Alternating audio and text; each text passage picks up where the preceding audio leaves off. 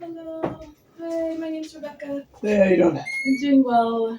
Got this set up to wait. I appreciate you waiting. So I'm on the complex medicine team, addiction team, cravings, pain, all the things. I work closely with Dr. Banerjee and the other guys here. Okay. And I had a chance to read oh my gosh, I forget. This computer hates me, so I'm not even gonna try. Okay. I think I'm on page 90 of 140 of your records, but I got to see the MRI, which was reassuring. Yeah, it's like arthritis, and then you have the ankle fractures, elbow fracture, right? The old stuff. So I've got metal in my ankle, screws and plates. Metal in my left arm, screws and plates. Right ankle, left arm. Left ankle, left arm, and then the back. It's the every single disc in my lower back is herniated, slits or bulged, or Yeah. To a certain degree, it's I think calling it arthritis would be downplaying it, but it's It feels bad every day. Yeah, it's not one of those like I don't know if you know much about slip discs and whatnot, but it's not really I had a doctor explain it to me once. He said, like, do you know anything about cars? And I said, well, not really. He's like, well, it's like a car alignment. It's like if a car ever goes out of alignment, you can get it back somewhat in alignment, but it will never be perfect alignment again. So that's basically your back will be like that. I spent a year in a wheelchair. I spent a year learning to walk again. This was when you were like 19, 20? I was probably like 16, 17. And then I was a kid. Rode skateboards. Went snowboarding, did fun, but probably pretty stupid shit, and I'm 42. Yeah. It's 42 years young, so now you have your old man back, old man legs. Yeah. Exactly. And so it's it got to the point where it's in like the medical records. I just moved from New York to Los Angeles, but I was in the public library of New York. I was sitting down, probably like 10 in the morning or something like that. Turned, did something wrong, like something really slight, and got this shooting pain, and then I woke up on the floor, and there was like a bunch of people around me. So that's happened a couple times. It hasn't happened since they put me on the meds. There was a shortage of like pain medication in New York, so they started to prescribe it about a year ago, but it was one of those things where it was like I would be on pain medication for a month, and then they prescribe it again, and I go to pick it back up, and it like just didn't have it, wouldn't be there. So then I'd be off it for a month, and then I'd be back on it for a month. And so I think it's been about, I'd have to go back and like look at the pharmacy records, but I think it's been about 4 months now. And it's been good. I'm sort of, when you're injured really young and you go through that whole process of being in a wheelchair and walking and go through all that shit, you sort of just, I don't know, you just sort of learn like how this is going to go. You know what I mean? So it's like, so this time around, it's just like, they're going to do an MRI on my upper back too. The general consensus is if every single disc in the lower back is slipped, then every single disc in the upper back is probably out of alignment in some way or another. And then physical therapy, is like just a basic, like, I'm sure there's probably a great technical term for it, but a petering off of medication, you know what I mean? Just like gradually. Yeah, it's, like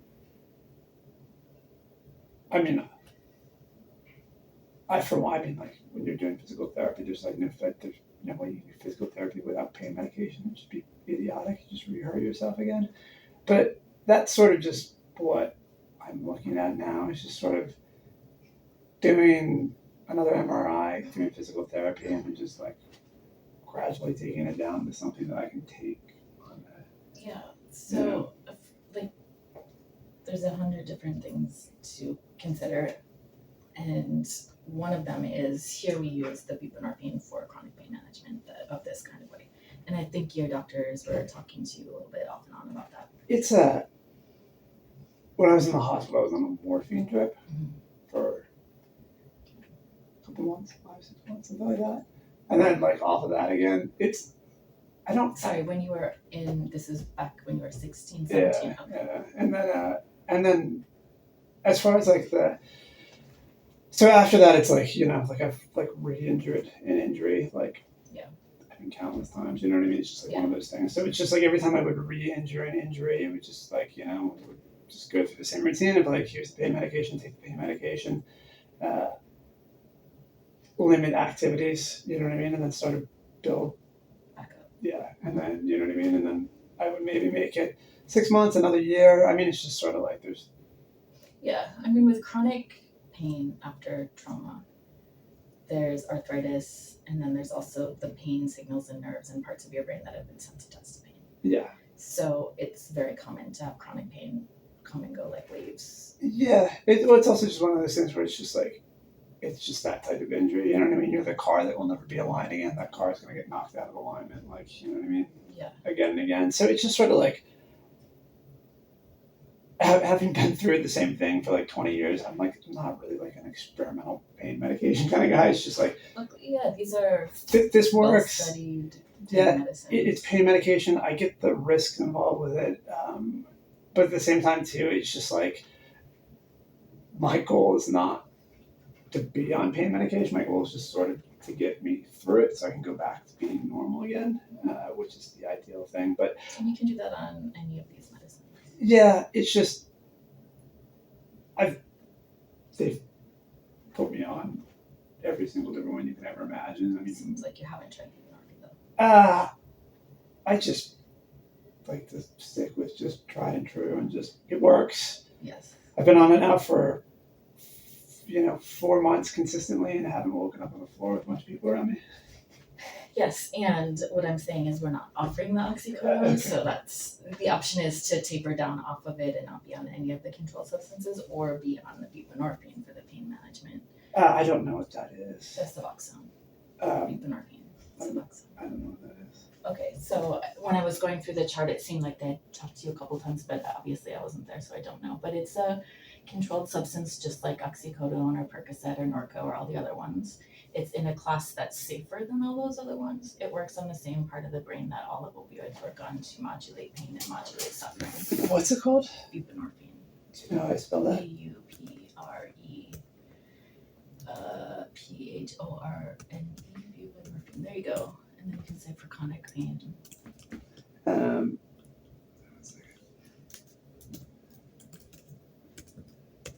And there's two ways that they do it.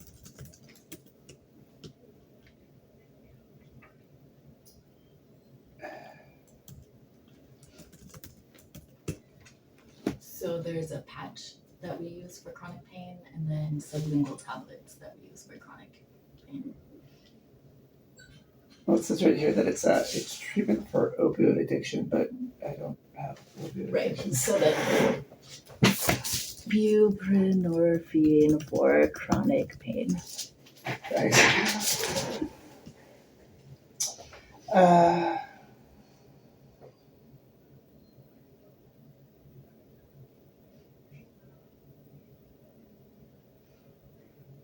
So it's the same receptor that the other opioids sit on, but it's safer than the other opioids.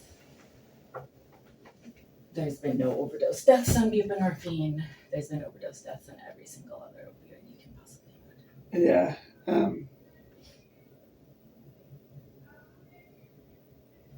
So it's up to you. You can choose not to take the buprenorphine. The reality is we don't use chronic opioids to treat chronic pain here. And the one that we do use, if we choose to use one, is buprenorphine. If somebody has cancer pain, other kinds of, I just had surgery, then we're using other kinds of medications sometimes, but sometimes even in cancer pain, I have patients with metastatic cancer on buprenorphine and Tylenol and Motrin, and they're doing great. Yeah. I've never taken it before, like I said, but 20 years with the same injury, it's sort of just.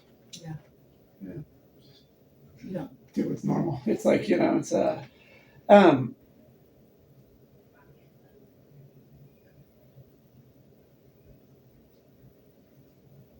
well, I guess I can try it, and then if it doesn't work, I'll just go to a different doctor. It's fine with me.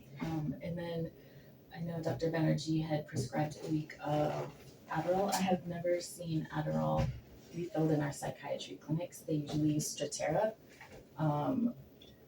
You might have some other experience, but I'm just letting you know. They just filled the Adderall prescription when I was here last time.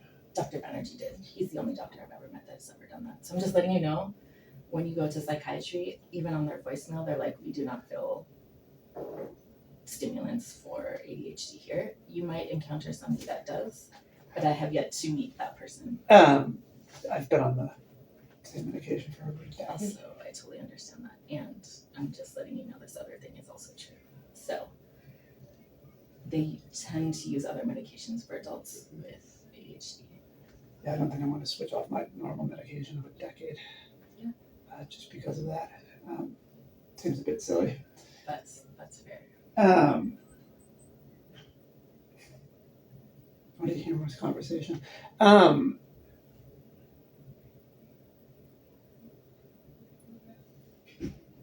I don't know. I've been taking the same medication for 10 years. So I plan on continuing to take it. Yeah, I hear you. And you might find private pay physicians that will do it. That's what some people do. And then, every now and then you meet somebody who has different perspectives or has a transition of care plan that's like, we'll do it for this amount of time, then we'll taper off, and then we'll start something else. I don't know what's going to happen in that arena. I just want to mentally prepare you for. I have, my experience working here for 10 years, I've never seen our adult psychiatrists refill Adderall endlessly, and as more than once for people who are adults. Yeah. In the youth, I've seen it, but I have not seen it in adults. So I just want you to prepare for that possibility so you can have what you might want to do. Just stay on my normal. I mean, it's pretty common medication that people take that I've been taking for over a decade. Yes, I think clear. I think downplaying it's a bit silly, but all these things are true, and also, I'm just letting you know, in this healthcare system, I have not seen that. So I have not seen it in many places in LA. Maybe other places do it, but you might, definitely go to Beverly Hills. You can, go to a psychiatrist. They'll refill whatever you want to do. I have not seen it in the safety net systems. I have not seen it in the public healthcare systems. I have not seen it in the federally lit clinics. You might find something else. It might not be your experience. So I don't know. Yeah, I was just in New York for a year and they did it in the public healthcare system there. I know. LA is different than New York, and this is one of the main differences. Fantastic. Okay. So for the other things for chronic pain, we recommend taking, and so I saw you tried duloxetine, which was SSNRIs for nerve pain, also works for anxiety.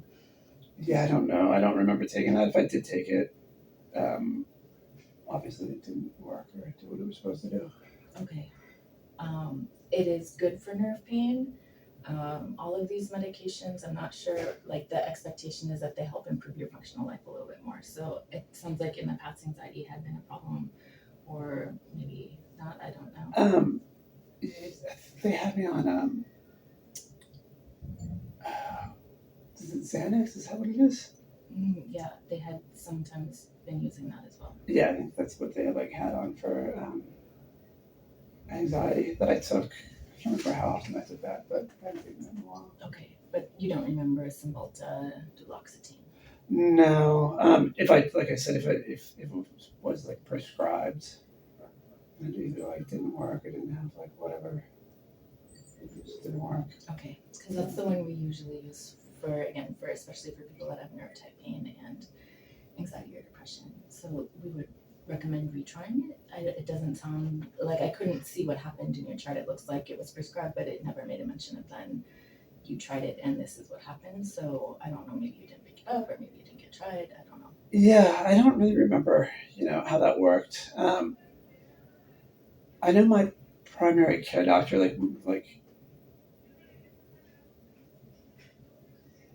prescribed me Xanax on numerous different occasions, but it wasn't an everyday thing. It was just sort of when needed. But yeah, I don't really recall doing anything after that. It's just kind of dealing with the pain. Like I said, the whole idea is to sort of go through physical therapy and then just sort of get off of it and back to some sort of normal life. And what is normal life? Like, what does that look like? I don't know, normal life. Being able to like Wake up, go to job. not wake up on the floor. It's sort of like my goal right now. It's not like a very pleasant experience when it sort of just happened at random when you're like sitting, standing. I hit my head both times. Yeah, it sounds like you fainted, and they did work up, or you're not sure. It was pain related, and whatever it was, caused me to lose consciousness and then wake up to do blood work and stuff, and CAT scans and whatnot afterwards. Okay. It's like not exciting stuff. Yeah, well, hopefully that doesn't happen. It sounds like it hasn't happened in a while, so there would be no reason to think it would happen again. It's been 7 months. Yeah. So, If it did, I would want you to come back in just so we could also do the same blood work and. It's it's kind of one of those things where you're sort of required to come back in, usually by an ambulance or something like that. So, but yeah, it's it is what it is. And it's sort of just like I said, it's an injury I've had for over 20 years.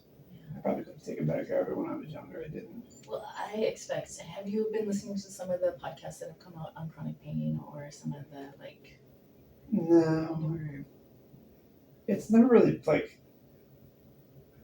I sort of just treat it as like, just after something like that happens, it's just like. I mean, every doctor I've ever been to, every specialist I've ever seen, every CAT scan or MRI I've ever had, everybody sort of said the same thing. It's just like you'll always be in pain. It's just a matter of like what levels of pain you're in and how you deal with it. So, There's some interesting mind-body feedback, like biochemical feedback stuff that they do have on podcasts and YouTubes now. It sounds like things on meditation, things on like self-hypnosis, but it's like more and more a growing body of evidence that there are some strong things that we can use. Yeah, for that chronic pain management. Yeah, I looked into like it's gonna sound funny, but like water therapy, like just. There's a place that if you look up Pools of Hope in Long Beach, they have some water therapy. Yeah, it's like stuff like that, like just in like it seems like it would sort of just help. It just ends up being mobility things, you know what I mean? Yeah, because the more you move, the more you'll be able to continue to grow. So that's important. Yeah. Do you like yogas or anything like that? I did for a while, but again, it's just sort of like sometimes you have a good year and it wouldn't happen that year, and sometimes it would just happen 2 or 3 times, and there's like the great thing about unpredictability. Just never knowing, you know what I mean? Like when it's gonna happen, if it's gonna happen. It just sucks when it happens. It's just this time it was just worse than all the other times. But I think, like I said, it's just to me it being worse this time around was just like inevitable, It's sort of just gonna happen. So now I just have to get better and make sure that the inevitable doesn't happen again. I just treat it in a way that I'm a bit more sensitive to the fact that it can be debilitating for longer than a couple of months. Well, the mind body stuff, the movement, everyday stuff, those are all things that should make those peaks shorter and less intense. So yeah, I mean it's pain. You sort of just have to treat it as it goes. Who knows? Yes. So you last took your Percocets today, or you still have some? I don't think it's Percocet. I believe it's oxycodone.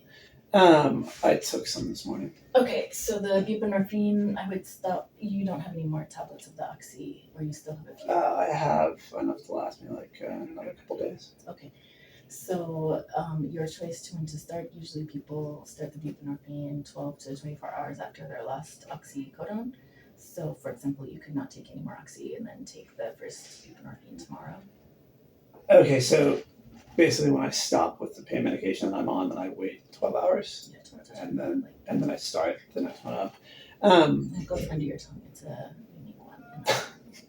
All right. I guess I'll try it. If it just doesn't work, I can figure out what to do. And And then do you take anti-inflammatories? I think I saw like before Advil and stuff. you were taking ibuprofen. Yeah, ibuprofen and whatnot. I'm allergic to aspirin, so I usually do take something like that. And then acetaminophen, which had been a component of your other, like when you take Norco, when you take Percocet, it has acetaminophen in it. When you don't take, like when you take buprenorphine, it won't have acetaminophen or Tylenol in it. So we recommend taking Tylenol too because it works synergistically with the medication, including the ibuprofen. So you would basically be saying, I'm scheduling, I'm taking every day an anti-inflammatory and the acetaminophen. At the same time. You can take them either alternating or at the same time. It depends on how you like to take your medicine, but either way is fine. Okay. Yeah, it sounds like fine. I mean, I just hope it works.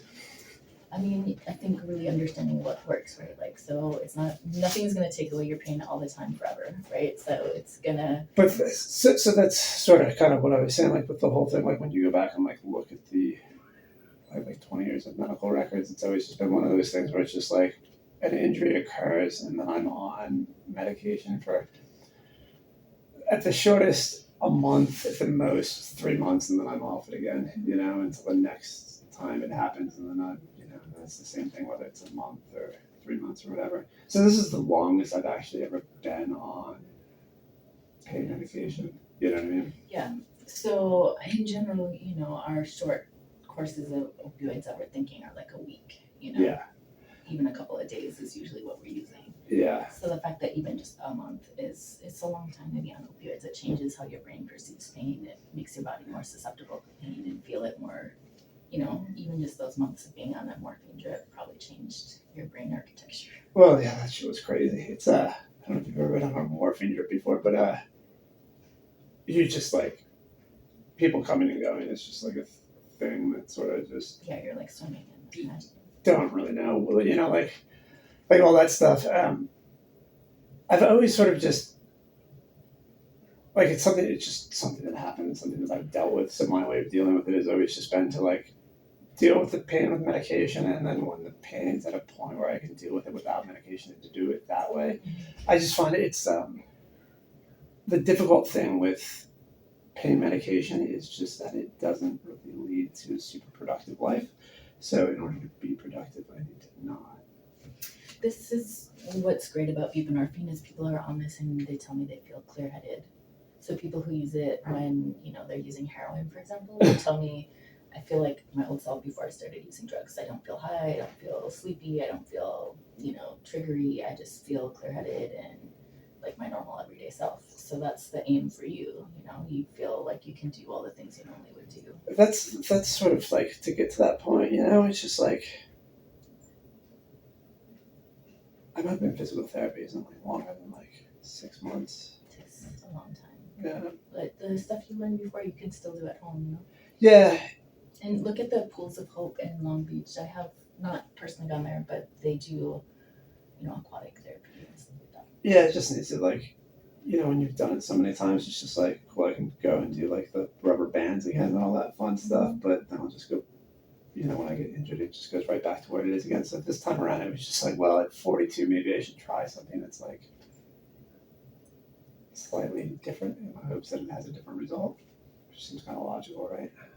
I think all of the above is the answer, right? Yeah. Moving every day, doing the bands every day, and doing all these things. Yeah.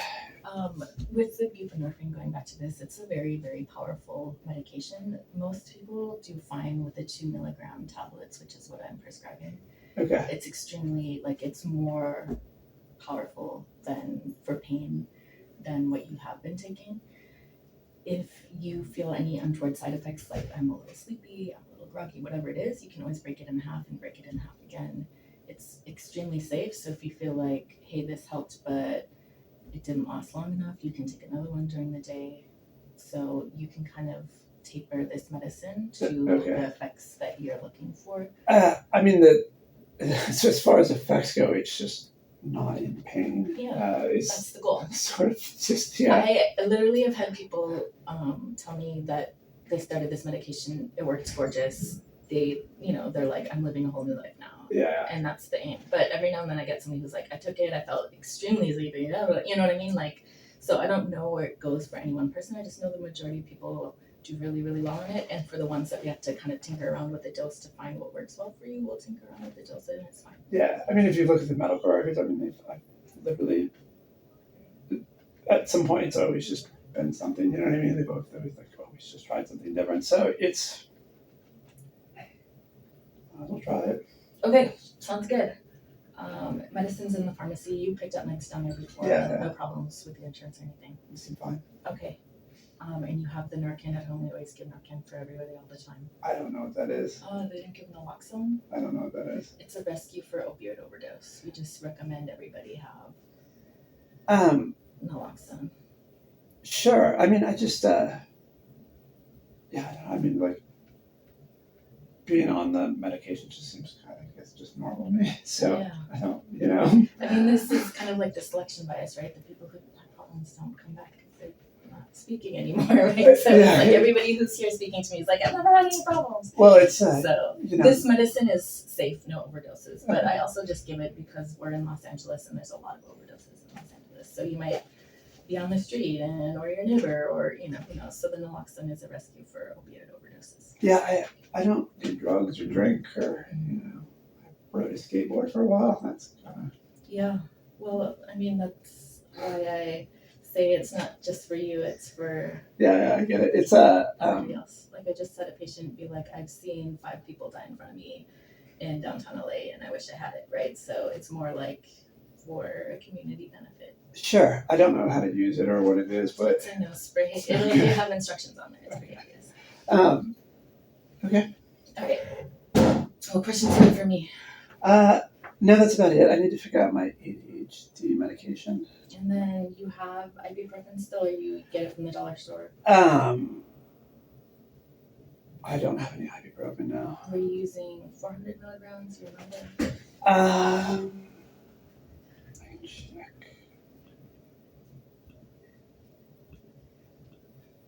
I think they were giving me, I think it was 800 milligrams. 600 is usually for like swelling and arthritis. 800 doesn't really do anything more than give you more relief. Yeah, So I'm happy to give you the 600, and if you want, you can break it in half to 300. 300 is a good dose too. sure. Yeah, I mean, I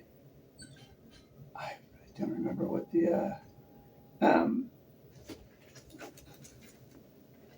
check. We can just do that. Okay, cool. It doesn't super matter. Okay.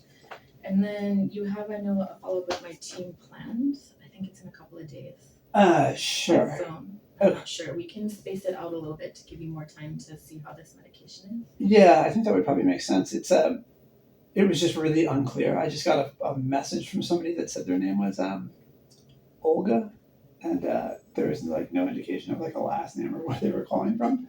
So that's the only. Might be, so we don't have a secretary working with our team, so they do put people on a day where like we're gonna call you back on Tuesday, and then you'll get a random like 1-800 call, it looks like, or 49000, and that's our team. Okay, cool. Yeah, it's yeah, I would imagine because I believe it's scheduled for the 21st and today's the 19th, so I don't think let's maybe do like 10 do you days. want to do after Christmas, because then we're getting into the weird zone of Christmas. Yeah, No, show me a calendar. Sorry. yeah, it's like my whatchamacallit, my primary care appointment is on the 2nd. So sorry, I don't use the calendar very much, obviously. right, so it'd be, I think, good to give you, what about like 28th, 29th? You know what I mean? Sure, I guess that's like It's kind of splitting the difference. yeah, I guess it's like a week. It's let's do the 28th, and that way if there's some sort of issue, we can address it on the 29th. Okay. Yeah, I mean, like I said, I mean, my goal is just, it's not that there's ever going to be no pain, it's just, Awesome. yes. And We'll like, get there. hopefully, I mean, it's, Okay. It was nice. good to meet you. Pleasure meeting you as well. So the 28th, whatever time it says on anything is like a big time, because we just call in between patients because we are an understaffed service. So Okay. if you ever see like It's called, I think, the Complex Care or something, or MAT or something like that. That's us. You're like And a it's- cable guy. Yeah, I'm like, between sometime and another time, we will call you. Okay, cool. Thank you.